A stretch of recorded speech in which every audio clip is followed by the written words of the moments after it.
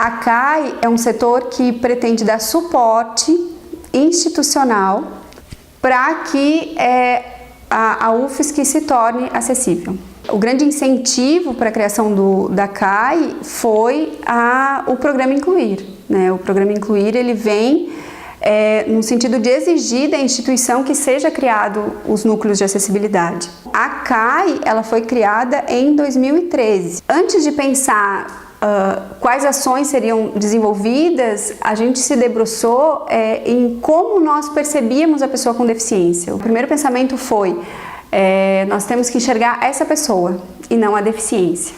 E isso é um dos princípios da CAI, que é o respeito à singularidade do sujeito. E isso fez toda a diferença porque daí, na prática, se pensa as ações sem uma pré-organização, ou seja, sem protocolos, né? Uma vez que o estudante com deficiência ingressa na UFSC, é feita uma entrevista com ele, independente da deficiência que ele tenha. Nós temos muitos estudantes surdos, muitos estudantes cegos e nenhum deles tem as mesmas necessidades em termos de acessibilidade. E isso, pensando na atuação da CAI, foi muito importante, porque é pensar a demanda desse sujeito e como a instituição vai se transformar para se tornar acolhedora. A questão micro é dentro de sala de aula. Então, é pensar uma conversa com um professor que vai receber um estudante surdo, oralizado, um estudante surdo usuário de língua de sinais ou um estudante cego e vai mexer na metodologia dele. Então, por isso também o trabalho da CAI é focado na formação, né? E o público-alvo da CAI não é a pessoa com deficiência. O público-alvo da CAI é a instituição, sobretudo os professores. Porque é lá que os alunos estão, é a ponta, é o ensino. O estudante pode procurar a CAI e se identificar como pessoa com deficiência e solicitar o assessoramento? Pode. A CAI vai ir até o curso, uma vez que ela tem informação, ela vai. O professor pode solicitar? Também pode. O que tem que estar claro é qual o papel da CAI, que é assessorar, dar o suporte para que as ações sejam de fato acessíveis, né? O que inicialmente aconteceu, em algumas situações logo no início da criação do setor, é pensar que o estudante era a responsabilidade da CAI. Então, qualquer questão, desde a acessibilidade até uma questão pedagógica, administrativa, se é um estudante com deficiência, ele procura a CAI. E esse é o grande desafio. Não, ele vai procurar o setor que qualquer estudante procura. Ele quer participar de um evento, ele quer auxílio para esse evento. Onde é o lugar que os estudantes procuram o auxílio para um evento? Onde é o lugar que o estudante procura para entender do conteúdo? É com o professor diretamente? É na coordenação do curso? É numa outra pró-reitoria? Então, ele tem que ir nos lugares onde os estudantes sem deficiência vão. O que a CAI faz? Ela dá o suporte para esses lugares. É essa a ideia. Então, a CAI está sempre no pano de fundo. Ela nunca está diretamente atuando, ela é mediadora nesse sentido. A quem a CAI acolhe, acompanha, é o estudante com deficiência. O estudante com deficiência ele é acompanhado para dar suporte para a instituição. A nossa intenção de trabalho é com a instituição, é que seja uma instituição acessível, acolhedora para pessoas com deficiência, estudantes, professores e comunidade em geral. Então o estudante ele vai passar pela UFSC, mas a UFSC tem que ser uma instituição acessível.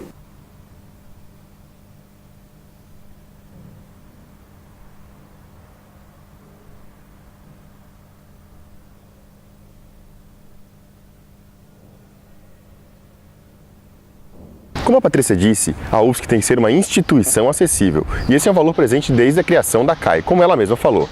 Vamos ver agora como que esse valor se apresenta hoje em dia, na entrevista com a Bianca Costa.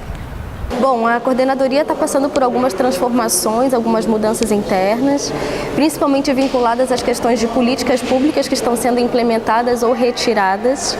A gente tem agora como maior desafio a permanência do estudante com deficiência, considerando a retirada do programa Incluir, que está sendo excluído das universidades federais, e a gente está tentando implementar algumas ações para dar conta da falta desse programa. Então, a preocupação maior da coordenadoria hoje é conseguir dar conta das demandas trazidas pelos estudantes com deficiência da universidade sem o aporte de recurso financeiro que vinha sendo recebido via Programa Incluir. O que a gente está tentando fazer é trazer a universidade para essa responsabilidade, descentralizar algumas coisas que a coordenadoria via fazendo de uma forma mais centralizada, então responsabilizar a universidade de uma forma geral para fazer com que essa universidade então pense sim ser uma universidade inclusiva sem precisar necessariamente de uma atividade exclusiva da Coordenadoria de Acessibilidade Educacional. Porque a gente tem a notícia de que a gente não tem mais o programa Incluir, que seria o programa que daria conta dessa demanda. Em contrapartida, a gente também tem a notícia da promulgação da lei que obriga a universidade a ampliar as vagas voltadas à cota para pessoa com deficiência. Para o vestibular, no final do ano, também vai ser implementada a cota e a partir de agora não tem mais retrocesso. Então, a lei prevê que as cotas elas têm que atender ao que o último censo levantou, enquanto a percentagem estadual de pessoas com deficiência.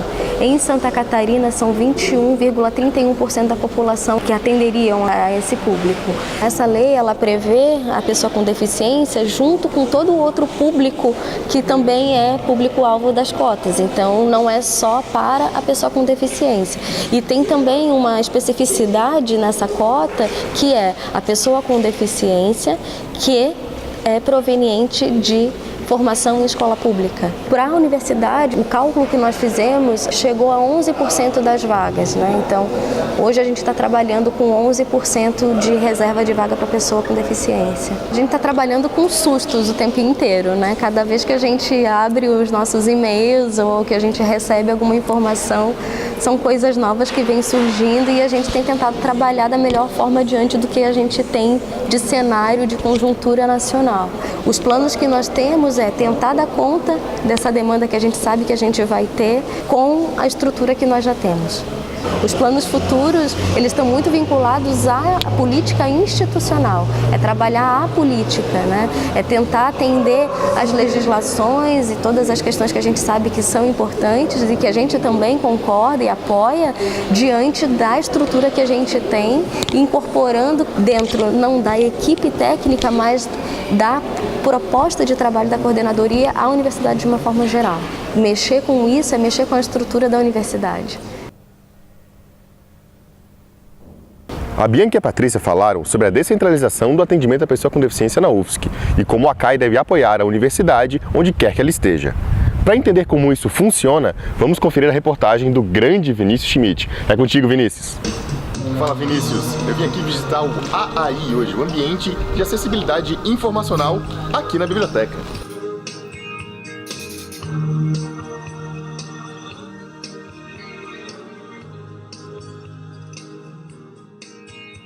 O principal ator dentro desse nosso trabalho foi o estudante. Por mais que a gente fez formação, mas assim, no dia a dia, no contato com o estudante, é que a gente foi aprendendo qual a melhor forma de adaptar para cada um, entendendo que cada um tem a sua especificidade, que uma mesa adaptada, ela é adaptada para um, mas às vezes para outro não.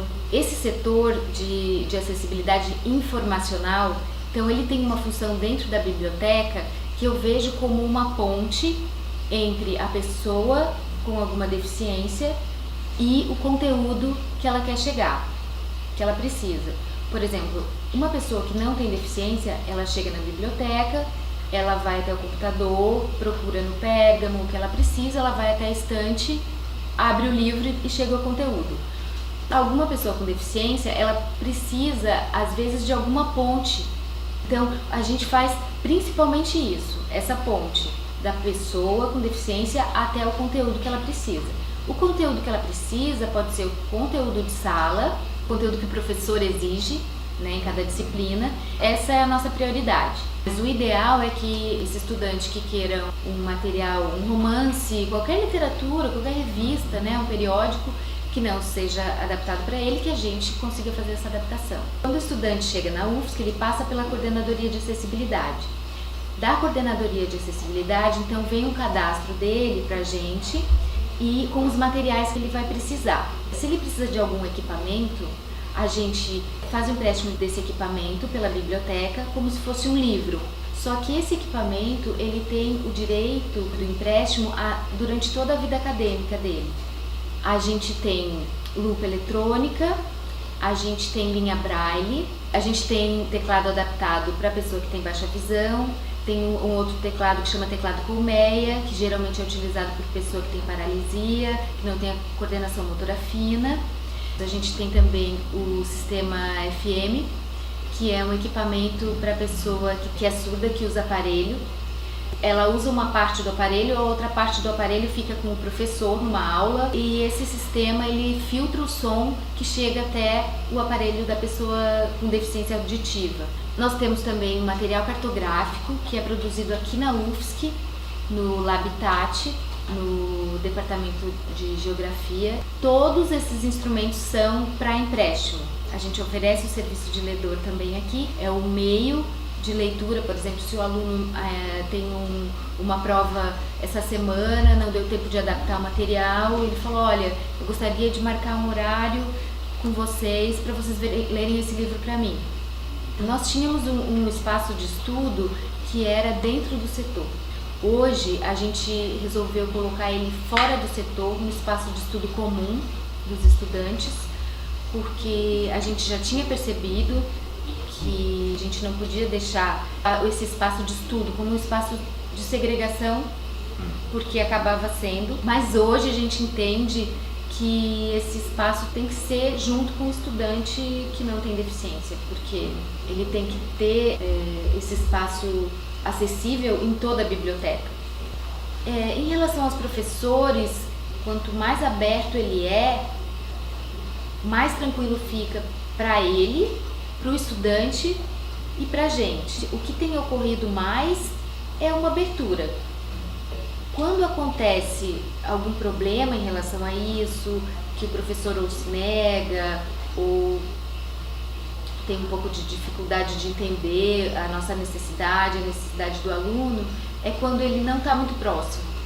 Então, quando ele se aproxima, quando ele conhece o aluno, quando ele vem até a biblioteca, quando a gente consegue mostrar para ele o processo, eu acho que o processo flui.